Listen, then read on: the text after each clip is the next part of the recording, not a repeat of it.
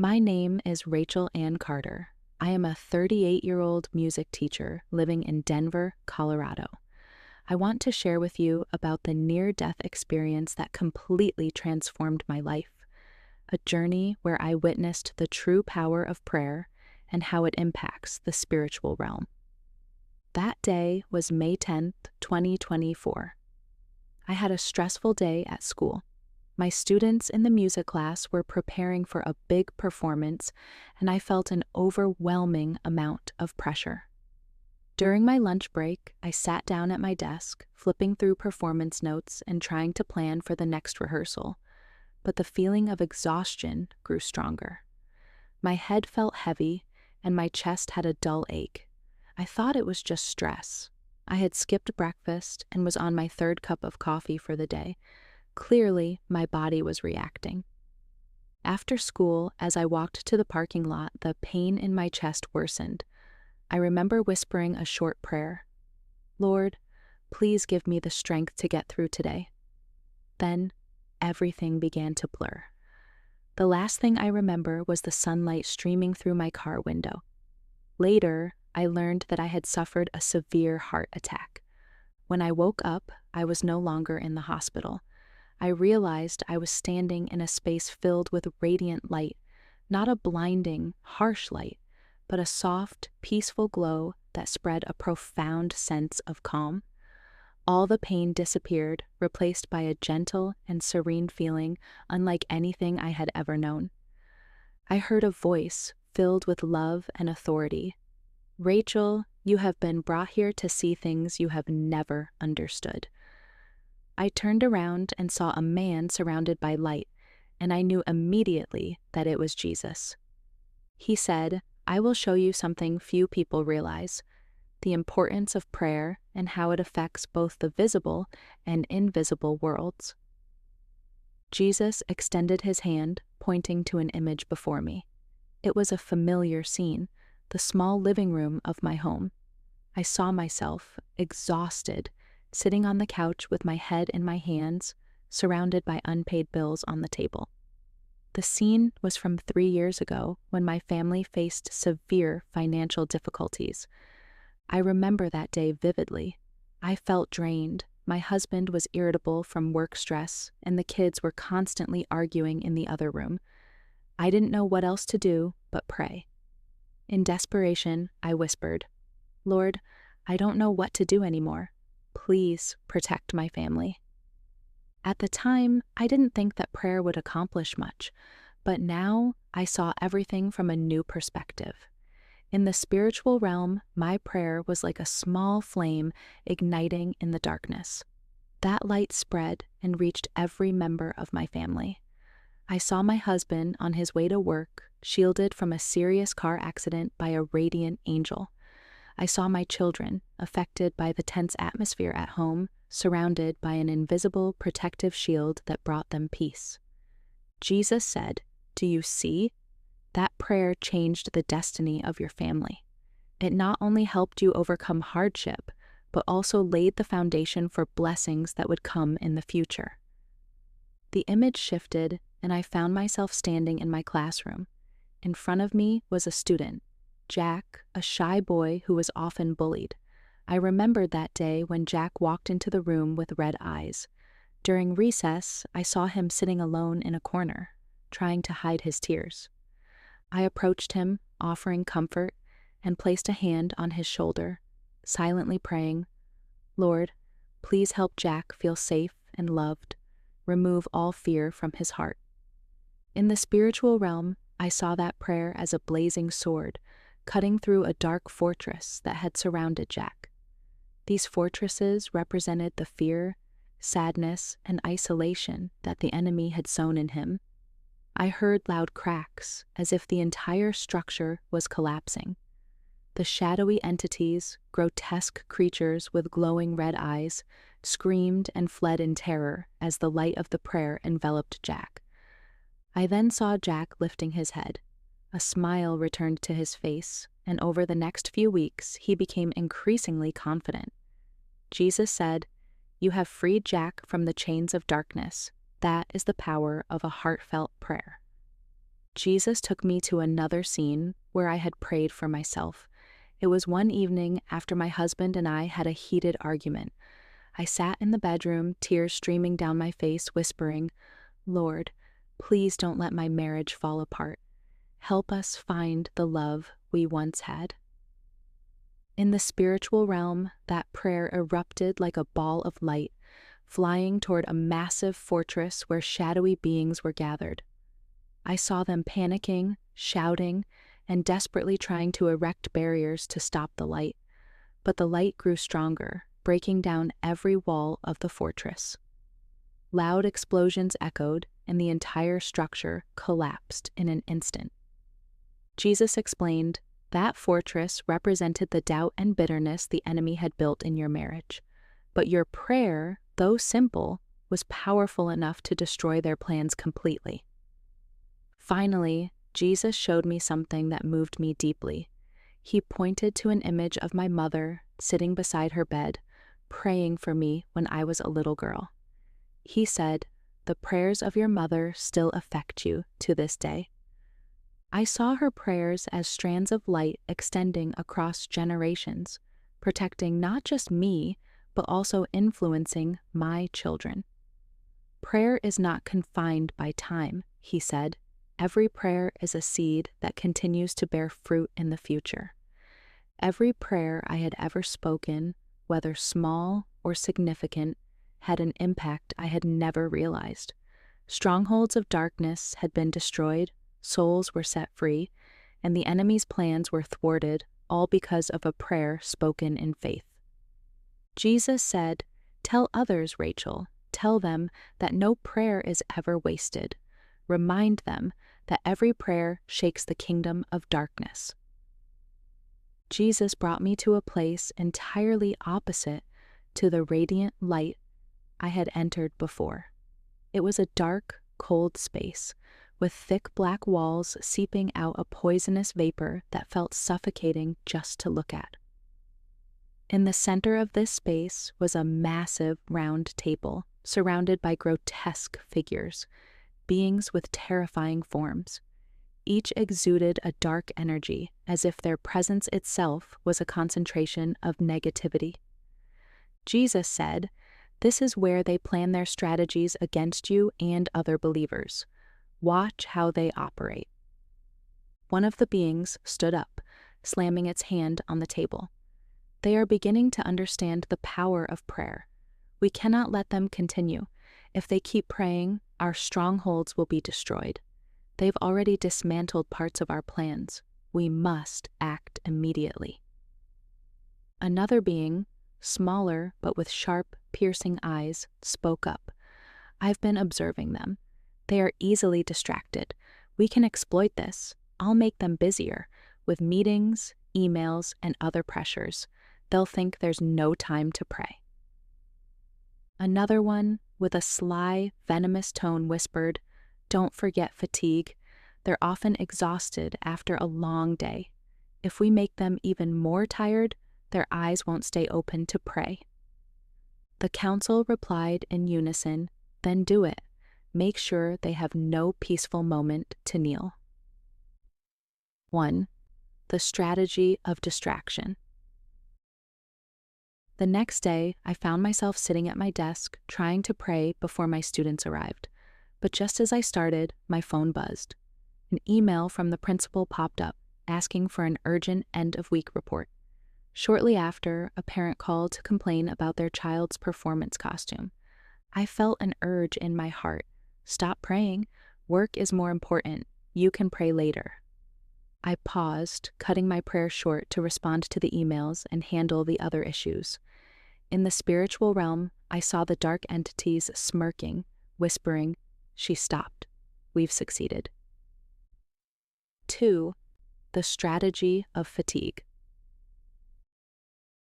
In the evening, as I prepared to set aside time to pray before bed, exhaustion washed over me like a heavy wave. My eyes felt heavy, and my mind was filled with thoughts. What do I need to do tomorrow? There's so much left unfinished. I told myself, just a minute to rest, then I'll pray. But I never woke up to pray that night. In the spiritual realm, I saw the dark entities rejoicing. We've made her too tired. Another day without prayer is a victory for us. 3. The strategy of doubt. There were times I managed to begin praying, but a small voice would creep into my heart. Is your prayer even being heard? If God is listening, why are you still struggling? I found myself stopping mid-prayer, unable to finish. In the spiritual realm, I saw the dark entities celebrating.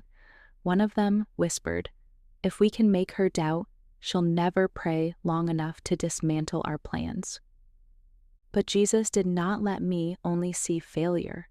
He showed me moments where I overcame these temptations, relying on my small but steadfast faith. One morning, as I sat at my desk intending to respond to emails as usual, a strong feeling arose in my heart. Pray first. Nothing is more important than this. I pushed my phone aside and knelt down. Lord, I surrender all my worries to you. Please guide me through this day. In the spiritual realm, I saw the dark entities rushing to erect a wall to block the light of my prayer, but they failed. My prayer pierced through every barrier, sending out blinding rays of light that forced them to flee in terror. Jesus looked at me, his eyes filled with both love and gravity. Do you see, Rachel? The enemy fears nothing more than your prayer. They will do everything to stop you, but you always have a choice. Remember, even the shortest prayer spoken in faith is powerful enough to shake their kingdom.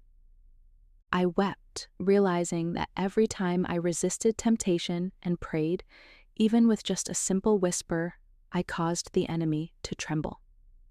As I remained in the radiant light, Jesus looked at me with a gaze full of love. His voice resonated, both gentle and powerful. Rachel, you have seen the power of prayer, but you must understand that its strength does not lie in the length or perfection of words, but in the sincerity and faith of your heart. He continued, prayer is not just an individual act, it is a bridge between humanity and heaven. When you pray, you open the door for me to work in your life and the lives of those around you. He pointed to another scene, and before me appeared a group of people standing in a circle, holding hands. One woman in the group prayed, her voice trembling but sincere. Lord, please protect this community. Keep us safe from dangers we cannot see. Jesus said, see the power of a simple prayer. The scene changed, and I saw a large dam on the outskirts of a small town. The dam had started to develop small cracks that no one had noticed. If left unaddressed, it would collapse, causing a massive flood that would devastate the entire community below. Then I saw a young engineer, a believer, who felt an inexplicable urge to inspect the dam that morning, despite having no clear reason. When he arrived, he discovered the cracks and alerted the authorities just in time to repair them. Jesus explained, that woman, in her humility and faith, prayed for the safety of her community. Her prayer paved the way for me to act through this young engineer, saving an entire town from disaster. Do you see, even the smallest prayer can change an entire future? He continued, Rachel, never think that your prayer is insignificant. In my eyes, every prayer matters. Even when you say, Lord, please help me, I hear it, and heaven moves to respond. I recalled the times I had skipped prayer, thinking I didn't have enough time or that my prayers weren't good enough. Now I understood that all God needed was a sincere heart, willing to surrender everything to Him. Jesus brought me to one last scene. I saw an elderly man sitting by his bed, his hands clasped together as he whispered a short prayer. Lord, I no longer have much strength, but I entrust my family to you. He said, people often measure the worth of a prayer by the grandeur of its words or the visible outcomes. But to me, this prayer carries as much power as any other, because it is spoken with faith. and love. In the spiritual realm, I saw that prayer as a river of light flowing toward the man's family, enveloping his children and grandchildren in a radiant shield of protection. The forces of darkness tried to approach but could not penetrate the light. I realized that even after he was gone, his prayer continued to safeguard his family for generations. As my time in this radiant space drew to a close, Jesus placed his hand on my shoulder, his gaze filled with encouragement. "Rachel, tell others that prayer is not just a responsibility, but a privilege. It is the power I have given to humanity to bring heaven to earth. No prayer is ever wasted. No prayer is too small." Remind them that when they pray, heaven listens, and the kingdom of darkness trembles. When I opened my eyes and realized I was back in the hospital, a wave of gratitude overwhelmed me. I was no longer the same Rachel. My experience with Jesus and what I witnessed in the spiritual realm completely changed how I viewed life, prayer, and myself. From that moment on, I resolved to do everything I could to bring God's light into my daily life. On my first day back at school, I carried with me a completely renewed heart. I no longer rushed into work as I used to. Instead, I arrived earlier, standing among the students' desks with my eyes closed. I prayed for each student by name, considering their individual needs and circumstances. "Lord, please grant Emily confidence as she plays the piano. Help Jack feel loved and courageous as he faces challenges. Grant peace and focus to every student in this classroom." I felt the presence of angels standing guard over my classroom. I believed no darkness could penetrate this space because it was enveloped in prayer. The results were miraculous. Students who had been shy began to open up. Those who had struggled academically seemed to find new motivation. The atmosphere in the classroom became warmer and more harmonious. Even my colleagues noticed the change and asked, "Rachel, what's your secret? Your class seems so happy." I realized the power of prayer wasn't meant just for me, so I decided to form a small prayer group at school. Initially, only 3 people joined, 1 colleague and 2 parents of students. We met every Tuesday morning, praying for the school, the students, and the surrounding community. This small group quickly became a source of great blessings. One parent shared that their son, who had been bullied, had now become more confident and made new friends. A colleague confided that she felt supported during tough times, knowing someone was praying for her. The most profound changes occurred within my own family. I began praying with my husband every night, something we had never done before. At first, he was hesitant, but gradually, prayer became an essential part of our relationship. We didn't just pray for ourselves, but also for our children, our future, and those around us. I also taught my children how to pray. In the evenings, we gathered together, reading the Bible and offering simple yet heartfelt prayers. I saw a change in their eyes, a light of faith and hope that they hadn't had before. The lessons from my experience didn't stop with my family or school. I began participating in community programs, encouraging others to pray and sharing stories about the power of faith. During one gathering at church, I shared my experience with a group of young women. After the talk, one of them approached me and said, "Your story has completely changed how I view prayer. I used to think my prayers didn't matter, but now I understand that even a small prayer can change the world." The challenges I once saw as overwhelming no longer discouraged me. Whenever I faced difficulties, I no longer relied solely on my own strength, but turned to God first.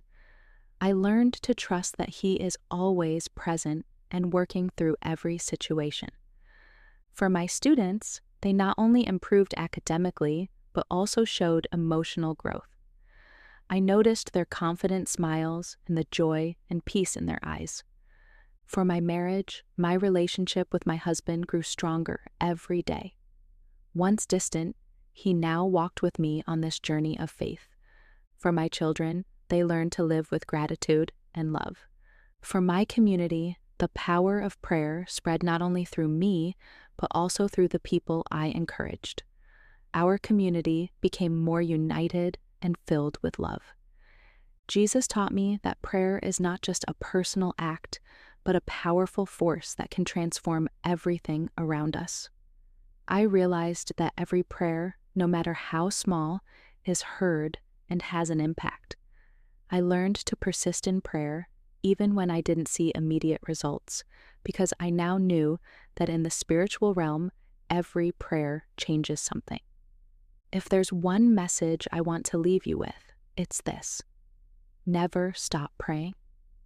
Never think that your prayers are insignificant. Every prayer brings you closer to the light and takes you one step further away from darkness.